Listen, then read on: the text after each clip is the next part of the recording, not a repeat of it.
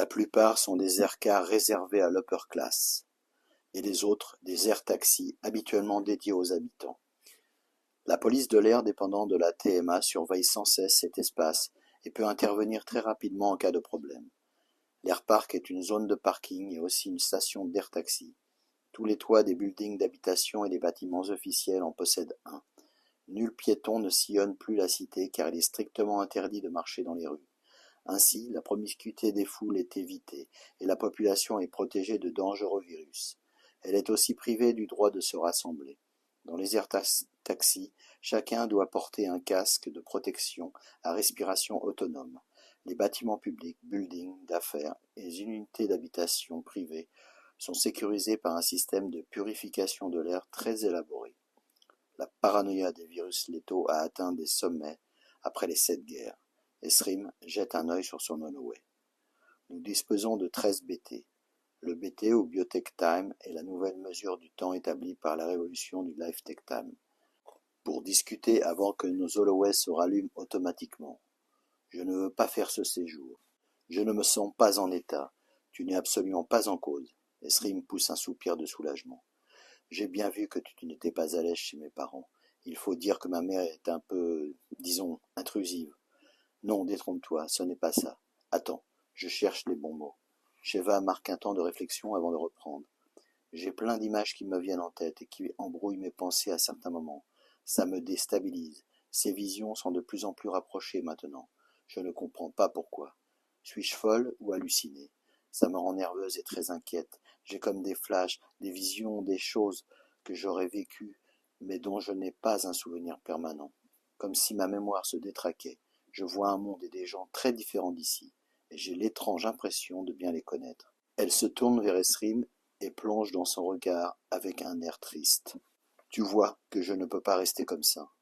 Peut-être est-ce la conséquence de ma chute dans l'escalier? Il me faut une thérapie et du repos chez mes parents. Esrim sait désormais qu'ils ne peuvent plus attendre pour rejoindre Arba et Ramishim. Il comprend intuitivement que le transfert de Sheva révèle des problèmes d'incohérence mémorielle. Il n'a aucun moyen de prévenir le couple de scientifiques sans éveiller les soupçons de la DMA. Il est seul pour gérer la situation et prendre une décision. L'angoisse monte en lui. Mais il se doit de réagir vite. Son Holloway indique encore 7 BT. Il n'a plus le choix. Rassure-toi, nous n'irons pas à Honeymoon.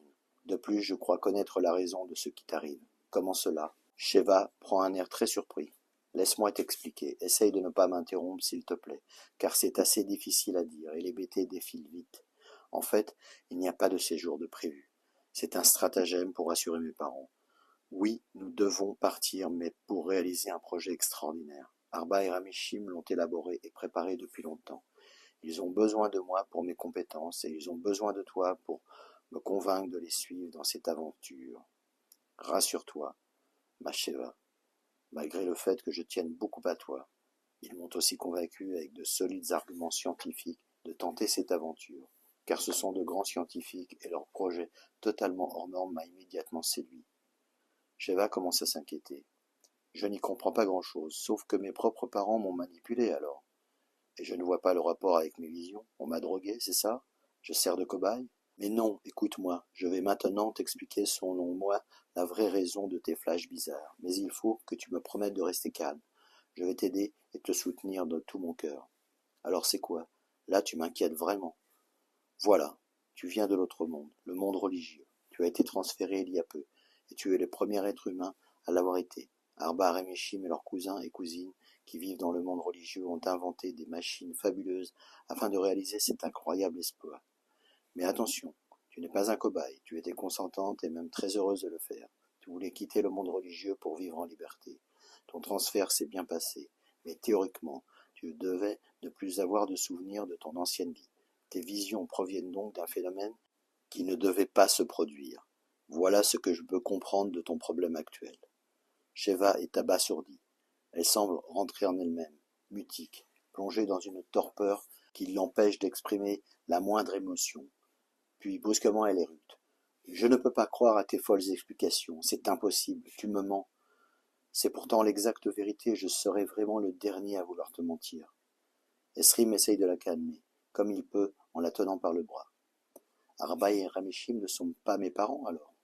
Non, ils t'ont en quelque sorte adopté pour que tu puisses te sentir bien dans ton nouveau monde. Ce que je comprends est qu'ils souhaitaient, pour réussir leur mission, une personne qui n'avait pas de passé dans notre monde, et aussi une personne très attirante et qui a du cran. Tu faisais parfaitement l'affaire. Je suppose qu'ils ont dû te créer un life profile. Ça signifie avoir une existence officielle dans ce monde en tant que leur fille. Voilà, tu es belle et manipulable. Ils ne pouvaient rêver mieux. Comment ont-ils pu faire ça? Alors je suis leur marionnette? C'est réellement terrifiant. Et toi? Quoi, moi? Toi, tu es aussi leur cible? Ils se sont servis de moi pour t'appâter et que tu acceptes leur projet? Au début, c'était vrai, mais ils m'ont rapidement avoué la vérité. Tu sais, quand je suis venu chez toi et qu'ils t'ont demandé de t'absenter un moment, leur projet m'a tout de suite séduit. Je le trouve formidable. Et comme toi, j'ai besoin de liberté. Maintenant que je te connais, je considère que c'est un vrai bonheur de t'avoir rencontré, même de cette façon malhonnête. Sheva commence à être envahi par le doute. Et Srim jette un regard inquiet sur son Holloway.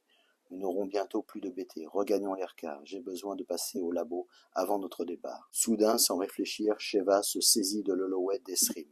Puis elle prend le sien, et elle court vers un des bords de l'Airpark.